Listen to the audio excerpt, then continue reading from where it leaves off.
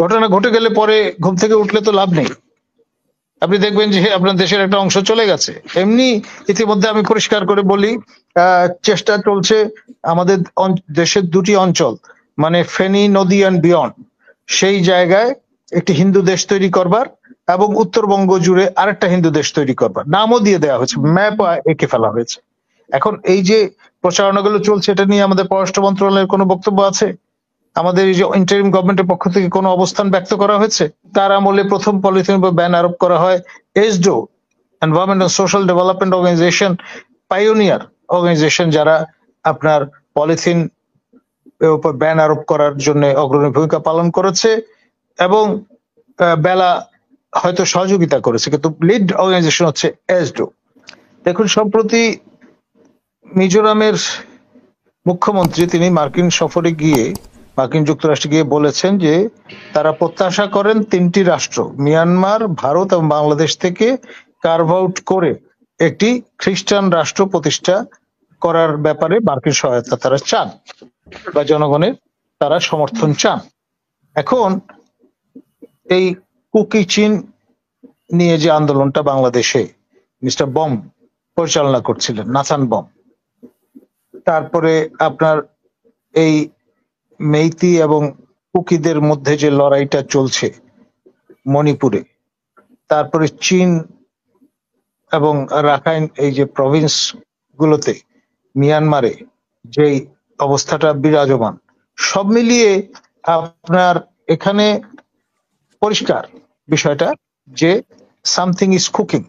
রিড্রয়িং of the map একটা agenda হিসেবে সামনে আবির্ভূত হতে যাচ্ছে এবং এই রিড্রয়িং অফ দ্য ম্যাপ সহজভাবে সম্পূর্ণ করা সম্ভব যদি অনির্বাচিত সরকার দেশে থাকে, কারণ কোনো অ্যাকাউন্টেবিলিটি তো নাই।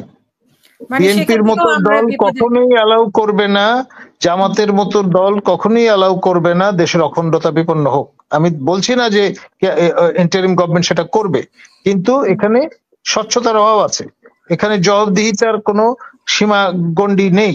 তো ফলে আপনার আন্তর্জাতিক সম্প্রদায়ের কোনো অংশ যদি এই ধরনের স্কিম নিয়ে আগায়, অর্থাৎ রিড্রয়িং অফ দ্য ম্যাপ, তখন এটা বাধা দেবেন কি করে? ঘটনা ঘটে গেলে পরে ঘুম থেকে উঠলে তো লাভ নেই। আপনি দেখবেন যে আপনার দেশের একটা অংশ চলে গেছে। এমনি ইতিমধ্যে আমি পরিষ্কার করে বলি, চেষ্টা চলছে আমাদের দেশের দুটি অঞ্চল, মানে ফেনী নদী অ্যান্ড বিয়ন্ড, সেই জায়গায় একটি হিন্দু দেশ তৈরি করবার এবং উত্তরবঙ্গ জুড়ে আরেকটা হিন্দু দেশ তৈরি করবার নামও দিয়ে দেওয়া হয়েছে, ম্যাপ এঁকে ফেলা হয়েছে। এখন এই যে প্রচারণাগুলো চলছে, এটা নিয়ে আমাদের পররাষ্ট্র মন্ত্রণালয়ের কোনো বক্তব্য আছে? আমাদের এই যে ইন্টারিম গভর্নমেন্টের পক্ষ থেকে কোনো অবস্থান ব্যক্ত করা হয়েছে? এবং সেন্ট মার্টিন নিয়ে তো অনেক কিছুই হচ্ছে, সেখানেও তো আমরা সঠিক স্পষ্ট কোনো ব্যাখ্যা পাচ্ছি না সরকারের। এবং নানান রকমের রেস্ট্রিকশন আরোপ করা হচ্ছে পরিবেশের নাম করে। এখন যে পরিবেশ নিয়ে এত হইচই, এই যে পলিথিন নিয়ে যে এত ক্রেডিট নেওয়ার একটা চেষ্টা, এই পলিথিন ব্যান করার জন্য সর্বাগ্রে যিনি ভূমিকা পালন করেছিলেন তিনি আপনার বিএনপির পরিবেশ মন্ত্রী নোমান সাহেব, আপনি নিশ্চয়ই আমরা ভুলে যাইনি। এবং তার আমলে প্রথম পলিথিন উপর ব্যান আরোপ করা হয় ESDO, environment and social development organisation, pioneer organisation, যারা আপনার পলিথিন উপর ব্যান আরোপ করার জন্য অগ্রণী ভূমিকা পালন করেছে এবং বেলা হয়তো সহযোগিতা করেছে, কিন্তু লিড অর্গানাইজেশন হচ্ছে এসডো। এবং ডক্টর হোসেন শাহরিয়ার, আমরা তো এই বিষয়গুলোর উপরে এমফিল ডিগ্রিও করিয়েছি ঢাকা বিশ্ববিদ্যালয় থেকে। সুতরাং এটা ভাবার কোনো কারণ নেই যে পলিথিনের উপর জেহাদ ঘোষণা করেছেন আপনার বেলার স্বত্বাধিকারী, এখন আপনার উপদেষ্টার দায়িত্ব পালন করছেন রেজওয়ানা।